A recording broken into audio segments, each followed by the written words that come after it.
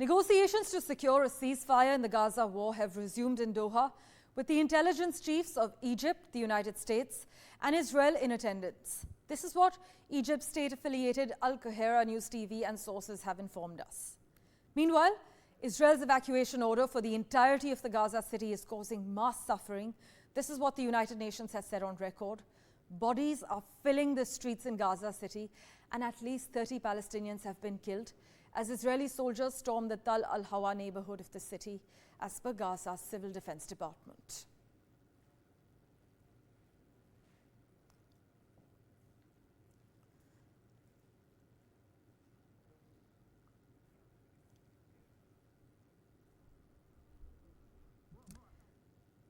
And Dr. Waiel Awwad joins us to decipher the ground reality at the moment. Sir, Egypt, the United States and Israel's spy chiefs are attending Gaza truce talks in Doha. In the previous rounds of negotiations, Mr. Netanyahu has been blamed for sabotaging talks for political clout and to keep the war going. Realistically, can we expect anything different this time around?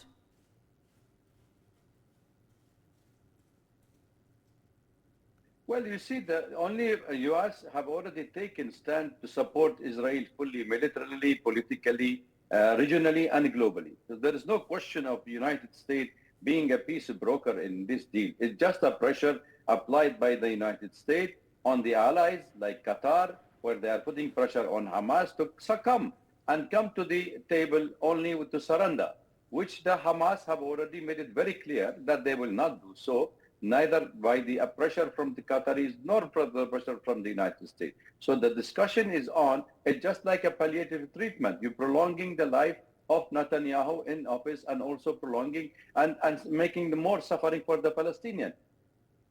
Well, sir, a prolonged war also would harm Joe Biden's re-election campaign in November, experts say, as the United States president already faces plummeting public support for his unequivocal backing of Israel. Mr. Netanyahu's planned speech this month to the United States Congress, that also poses complex challenges.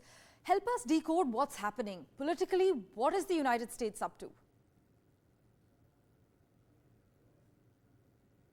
See, the problem with the United States, irrespective whether it's a Democrat or the Republican, if you look at the debate between Biden and Trump, you would realize that both of them are showing a great support for the Israelis. So there is no matter whoever is in power, it's just a matter how the Israeli lobby and the IPAC play a major role in shifting gears of who is going to be more pro-Israelis. And I think that is what have more impact on the future of Israel and the United States relation. Remember, United States interest in West Asia is only gas, oil, and Israel-centric. So they wanted to continue with Israel as the dominant power, politically, militarily, and economically in the region. But having said that, I would say that also the Americans are unable to face the international criticism for their support, unending support to Israel. And I think there where we are facing the major problem for the United States, because internally, even with the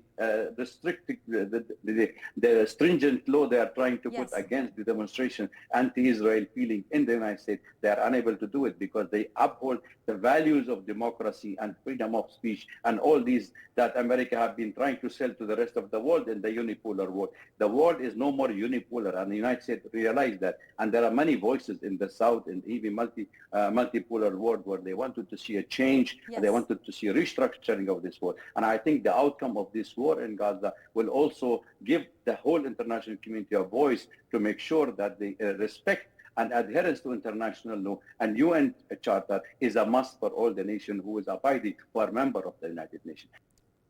Well, as always, Dr. Awwad, thank you so much for making time for us.